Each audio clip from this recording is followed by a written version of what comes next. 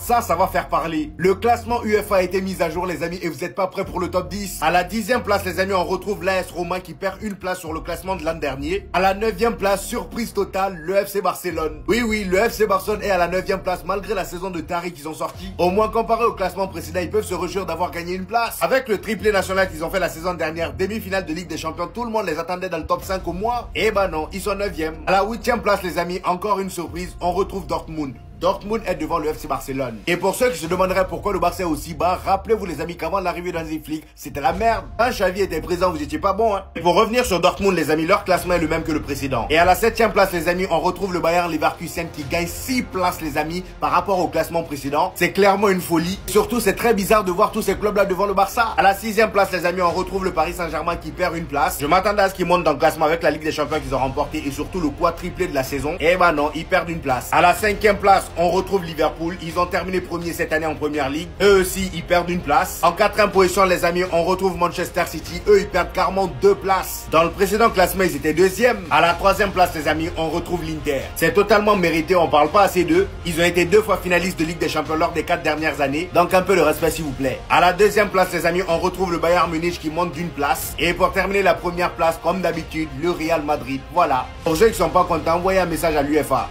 On voulait un nouveau Toni Kroos, on nous a ramené Gino Huysen. Le frérot, il contrôle mieux le jeu que nos milieux de terrain. Défensivement, il est super intelligent, c'est pas une brute comme Van Dijk. Il fait pas des interventions agressives inutiles, comme certains défenseurs dans ce club, mais si je dis le nom de Rudiger, il va se fâcher. Ils sont très complémentaires avec Tchouaméni, un joueur indispensable pour Xabi Alonso aujourd'hui. On voit clairement que Alonso, il a fait progresser. Il a de plus en plus confiance en lui dans ses prises de décision. Et ça fait plaisir parce qu'il peut se repositionner en tant que 3e défenseur. Et donc avec Huysen sur sa gauche, un Arda Güler qui redescend pour toucher le ballon, ça peut être carré de fou. En fait, ce qui me fait plaisir avec le style de jeu de Xabi Alonso, c'est qu'on est là pour voir du jeu. T'allumes ta télé, t'es content de voir le match de Madrid. La saison dernière, c'était un supplice de voir les matchs du Real Madrid. Ancelotti, c'est une légende, hein, mais son style de jeu, il pue la merde. L'approche d'Alonso devrait être offensive et spectaculaire avec des changements tactiques en cours de match. Il a aussi cette faculté de faire les bons choix au bon moment, de faire des remplacements surtout parce qu'Ancelotti, les gars, il savait même pas quoi faire au bout d'un moment. Pour moi, la saison prochaine, les facteurs les plus importants dans le jeu, on aura forcément du Mbappé, on aura forcément du Arda Güler. Mais ce joueur-là, les gars, il va faire une grosse différence. La différence des grands joueurs, la différence des grands matchs, les gars. Ah, je suis tellement hypé pour la saison, je tiens même plus en place, les gars. Oubliez pas de vous abonner, on est en bleu et on va faire du sale la saison prochaine.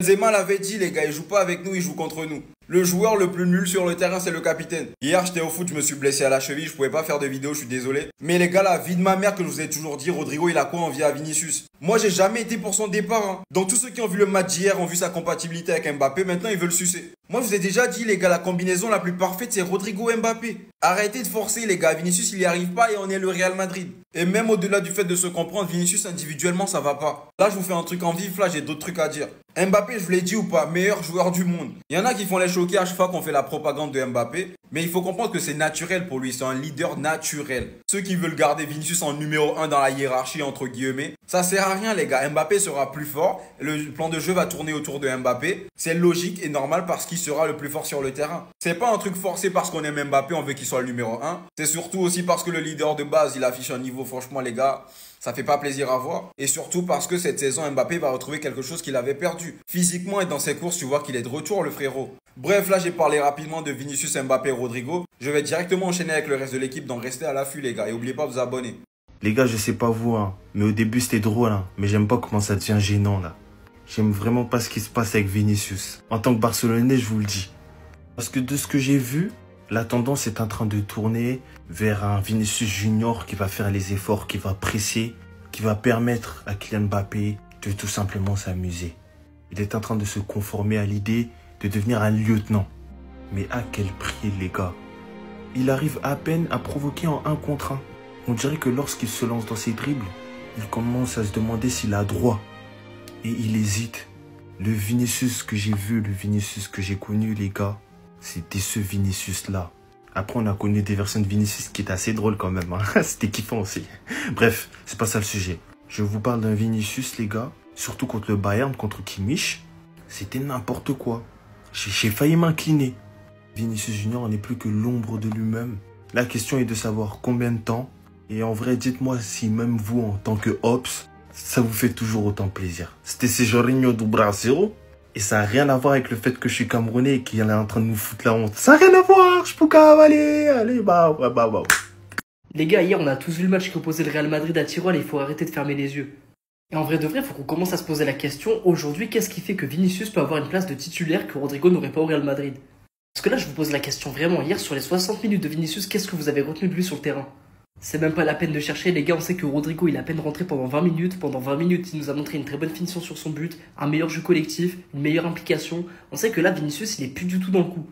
Mais maintenant qu'on sait que l'un des deux gars doit partir, que ce soit Vini ou Rodrigo, Rodrigo il va forcément passer en premier sur la liste des transferts par rapport à sa personnalité, le fait que lui ne se montre pas plus qu'un Vini. C'est que virer Vini maintenant là du Real Madrid, après que ça ait été le bras droit de Karim Benzema, il a eu sa saison Ballon d'Or, c'est l'enfant du peuple, c'est le prince de Madrid les gars, c'est compliqué de virer un Vinicius dans cet état-là. Après moi les gars, faut pas me tomber dessus, Vinicius c'est un de mes joueurs préférés au Real Madrid actuellement, mais force est de constater que son apport aujourd'hui est beaucoup moins important qu'à l'époque. En plus, on a toujours vu que sur le terrain, Kylian Mbappé a mieux combiné et il arrive à mieux fusionner avec Rodrigo qu'avec Vinicius depuis le début. Mais en tout cas, je pense que sa place de titulaire indiscutable devrait être remise en question. Et n'hésitez pas à me dire ce que vous en pensez en commentaire et à vous abonner pour m'envoyer de la force. Les amis, il se passe quelque chose avec Vinicius. Il se passe quelque chose, c'est silence radio en interne côté Madrid. Là, on apprend qu'aujourd'hui, pour la deuxième fois de la semaine, il y a l'agent qui a été dans les bureaux. Vinicius, son état d'esprit, il a l'air un peu déprimé, complexé. Il s'écarte du jeu. On retrouve pas son petit sourire arrogant, sa combativité. Il se bat sur le terrain, il fait des pressings, il fait tout au niveau des consignes. Mais j'ai l'impression qu'il ne fait que respecter des consignes. Il n'y a plus la magie qu'on lui connaît dans le plaisir qu'il donne sur un terrain. Le Vinicius qui s'énerve, le Vinicius qui est vivant. J'ai l'impression que c'est plus un Vinicius vivant, c'est un Vinicius qui n'est pas heureux, c'est un Vinicius qui a la tête ailleurs. Je sais pas ce qui est en train de se passer avec les Vinicius, mais c'est très très étrange ce qui est en train de se passer en ce moment avec Vinicius. Il y a un truc, il y a quelque chose, et j'ai peur. J'ai peur de me dire que peut-être on va avoir une mauvaise surprise comme ça, on va apprendre, boum, Vinicius s'en va. Ce serait terrible. Ce serait terrible. Maintenant, imaginons, on va imaginer le pire, imaginons Vinicius s'en va. Il faut que ce soit clair très rapidement.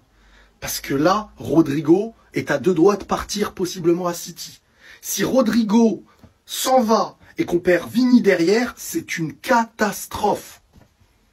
Si Vini s'en va, on garde Rodrigo. On veut que Vini reste, mais si Vini s'en va, il faut garder Rodrigo. C'est urgent. C'est urgent. Rodrigo, on sait qu'il pourrait faire le travail à gauche, on sait qu'il pourrait avoir une entente avec les individualités, etc. Et ça, c'est dans le cas où Vini part. Parce qu'on peut tout perdre. Mais il se passe quelque chose avec Vinicius en ce moment, les mecs. Il y a un truc pas normal. Une image vaut parfois mieux que 1000 mots, et quand tu vois cette image, tu vois que tous les joueurs du Real Madrid ont eu une bonne note, ont tous fait un bon match, sauf un, et c'est Vinicius Junior malheureusement. Au moment où vous voyez cette vidéo, je serai en live, donc cliquez sur le live, comme ça on pourra en parler de sa prestation du Real Madrid hier et des autres news, mais c'est vrai qu'il y en a un qui a dénoté, c'est Vinicius Junior malheureusement, qui aujourd'hui, enfin plutôt hier soir, a fait le pressing, a fait les courses, ça on peut pas le nier, c'est pas encore parfait, mais le temps que Xavi mette en place ce qu'il veut mettre en place, et que Vini affine ses courses, et qu'il soit plus intelligent dans la manière dont il presse, pour l'instant, offensivement, c'est pas le Vinicius qu'on a vu d'habitude, c'est pas le Vinicius qu'on connaît, c'est pas ce Vinicius qui crée du danger, qui fait des fois des mauvais matchs, mais qui sur un éclair, tu sens que ça peut venir, même s'il fait un match exécrable. Là, il fait pas un mauvais match, mais seulement offensivement, il ne crée absolument rien. Des passes sans risque, des passes qui n'ont pas forcément d'intérêt, des passes qui vont pas casser le jeu, qui vont pas créer un décalage, c'est des passes à la Grealish-tière, et honnêtement, c'est pas ce que j'attends de Vinicius Junior. Quand tu vois la complémentarité que Rodrigo a eu avec Mbappé, où il est rentré directement, et tu vois que Rodrigo est un joueur qui peut être un joueur de l'ombre et un joueur qui peut faire briller les autres, en plus sur le côté gauche, Mbappé il lui a fait une belle passe, et puis Rodrigo a fini en une touche de balle si je ne me trompe pas avec son pied droit. Donc ouais, Rodrigo il peut gratter une place de titulaire, pourquoi pas cette saison. Si Vinicius il doit se remettre en question par rapport à sa place de titulaire indiscutable, pour moi c'est pas encore sûr et certain. Mais j'ai fait une vidéo sur mon TikTok qui est épinglée, où vous pouvez voir un peu ce que je pense de l'avenir de Rodrigo et de Vinicius Junior, et j'exploite à un moment donné le fait que Mbappé, quand Vinicius l'été prochain partira, Mbappé sera à la tête du projet, et pourquoi pas avec un Rodrigo qui sera son soldat en soutien sur le côté gauche pour avoir une attaque qui est complémentaire, un Rodrigo qui défendra, et avec peut-être seulement Mbappé qui défendra un peu moins que les autres, mais tu seras quand même peut-être un petit peu plus équilibré. Dû aussi au fait que tu défendras avec un seul joueur qui ne défendra pas, mais aussi parce que Arda Güler, Brahim, etc., ça se trouve très bien avec Mbappé. Et au lieu de targiverser dans tes choix en te disant que tu joues sur Vini ou Mbappé, tu joueras sur un seul joueur qui sera Mbappé.